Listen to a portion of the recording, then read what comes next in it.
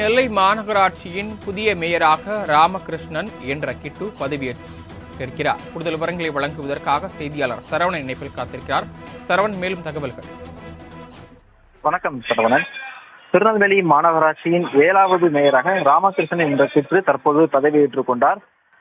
திருநெல்வேலி மாநகராட்சியின் 7வது மேயராக திமுகவை சேர்ந்த 25வது வார்டு உறுப்பினராக இருந்த ஜி ராமகிருஷ்ணன் என்பவர் தற்போது பதவியேற்றிருக்கிறார்.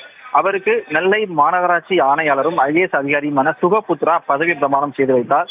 அது மட்டும் இல்லாமல் தனது 97 வயதான தாயாரின் ஆசையுடன் தான் தான் பதவியேற்க வேண்டும் என்ற கோரிக்கையை நெல்லை மாநகராட்சி ஆணையாளர் சுகபுத்ராவிடம் மேயர் ராமகிருஷ்ணன் தெரிவித்திருக்கிறார். அதனை ஏற்று 97 வயதான அவர் தாயாரை வீட்டிலிருந்து அழைத்து தற்போது ராமகிருஷ்ணன் பதவியேற்றிருப்பது அனைத்து மக்களும் நிகழ்ச்சி ஏற்படுத்தியிருக்கிறது. அது மட்டும் இல்லாமல் மேயருக்கு வழங்கக்கூடிய அந்த கருப்பு அங்கியை அவரது தாயாரிடம் இருந்தும் செங்கோலை ஆணையரிடம் ராமகிருஷ்ணன் பெற்றுக் கொண்டிருக்கிறார்.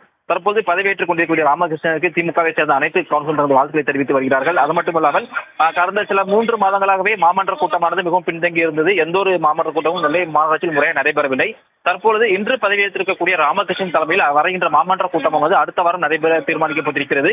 ஏற்கனவே கையெழுத்து வழங்கியும் ஒப்புதல் வழங்காமல் இருக்கக்கூடிய கோப்புகளை வரக்கூடிய முதல் மாமன்ற கூட்டத்தில் ராமகிருஷ்ணன் முன்வைப்பார் என்றும் எதிர்பார்க்கப்படுகிறது. சரவணன், தாங்கள் வழங்கிய தகவல்களுக்கு நன்றி சரவணன்.